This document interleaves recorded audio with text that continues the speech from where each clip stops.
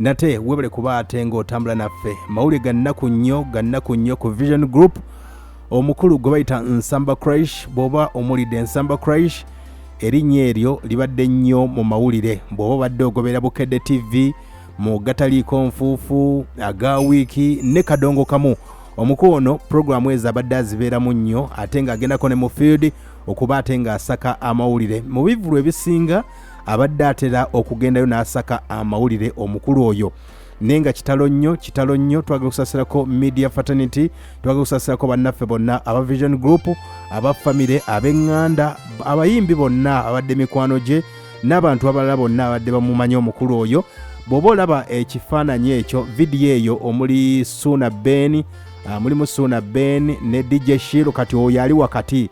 ali wakati golaba nga musanyufu omukulu oyo yafudde gwe bayita Nsamba Crash omukulu oyo abadde wasanyu nnyo era nga buli w'omusanga aba wasanyu nnyo kuzaamu maanyi mu mbeera eyo naye nga kitalo nnyo twagala okuba ate nga tusaasirako bannaffe bonna abadde mikwano gye abadde bamumanyi bangi bayinza okuba badde tebamumanyi ne nga bawulira erinnya Nsamba Crash agataliiko nfuufu Nsamba Crash kadongo kamu kale mu mbeera yeeyo nno naye nga bye bimu ku ebyo ebifaananyi ebyo by'olabako ne vidiyo ezo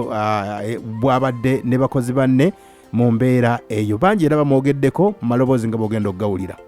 wano be bamu ku benjagala okulaba nga bantabulira mu music wange naye Musa jawo nkwateko nabo Musa jawo nkwateko ne bana abasajja bange bagenda okukifaananyi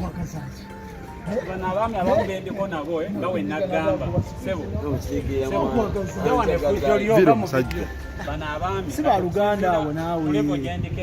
oli wa Masaka ono wa Masaka nange ndi wa Masaka atanze ndi waawa ndi wejjuba shiro tukiriziganye mushutinge ennyimba zange Simon bana abaami nsazeewo ku ndongo gy'enkuba kulira kuyimba webale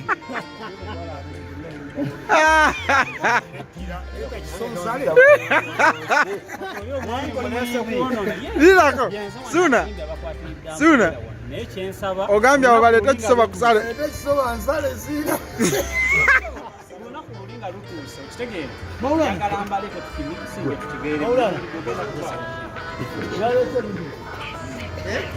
Simon munja tumirembeeko bubi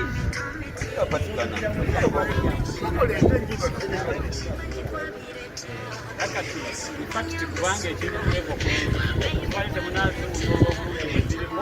era bebana abamu bagenda okubeeramu abantu bange bakwani bange nnyo kitegeera bagenda kubaawo wali kulingengire kwewagira baaba ekintu kyenkola nkitegeera kubanga kati nyingidde nyimba 8 ndi miliyoni 8 esifunangayo wali Fresh ngakubira simu nagamba kalo nawe jangu mubyegabanye neline neri akasomero ku Freedom City wewafiirwa abantu Fresh era yankubira simu ekiro era nkera nampa ebifaananyi Fresh tugenda kusubwa nnyo mukwano ala kusaasira ebyakusobako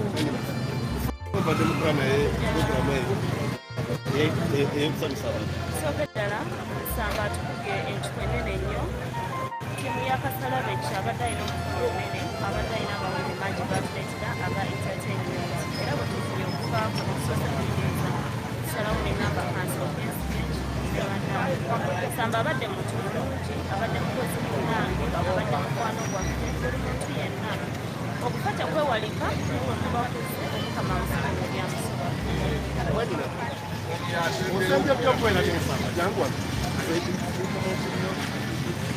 alina akawunti ennungi batendedde okwogera n'ensamba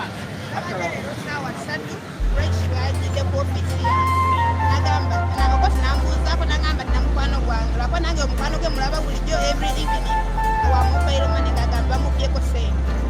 nemuyingiriza reference wali counter netukomawo ku ofisi yange nzemberamu MCP kati nga tobadde nzejjemba mwima nga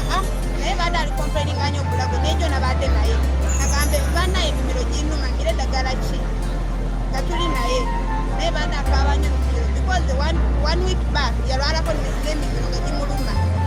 nawona 1 week yakabanya 3 days nga tayogera bigambo tekibaayo naye baadde yagemugwero obulago kati yabadde sizakwazi nasawa 11 zono afewaze ffe nampita Patricia when you last talk to me nengamba nabadde ne project sawa 3 kumakya tukabadde mudde bunteeka even 30 minutes or 1 hour kakwa tusibani mu design sigo basiyo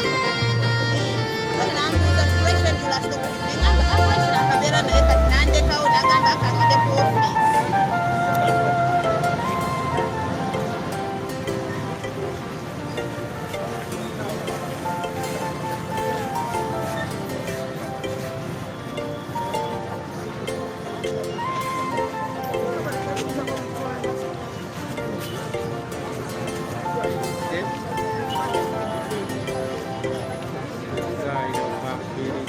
egimu ku mikwano gye